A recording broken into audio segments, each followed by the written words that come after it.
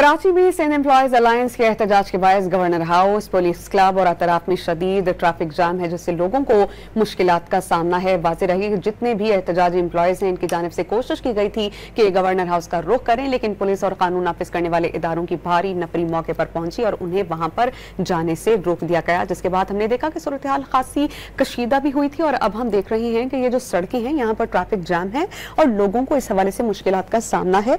हमारे साथ मौजूद हैं डॉन न्यूज़ के रिपोर्टर इमरान हफीज, उनसे इस पर मजीद बात करेंगे। इमरान हफीज, आप ये बताइएगा, क्या एहतजाजी मुजाहिरीन ताहल सड़कों पर मौजूद हैं और क्या कहते हैं, ये कब तक एहतजाज जारी रखेंगे?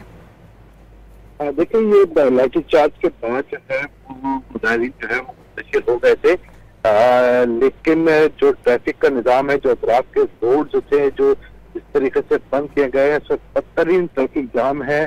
जो सदर का पूरा एरिया, फवारा चौक, PITC रोड, क्लब रोड, इसके अलावा जो है वो गवर्नर हाउस रोड जो है मुकम्मल तौर पर बंद कर दिया है, जिसका सारा फ्लो जो है वो सदर के जो कंजेस्टेड एरिया है, अकबर रोड, अब्दुल्ला खान रोड, उसके ऊपर आ गया। बदतरीन ट्रैफिक जाम है, लोग घंटों से जो है वो ट्रैफिक जाम की अजियत को सह रहे हैं।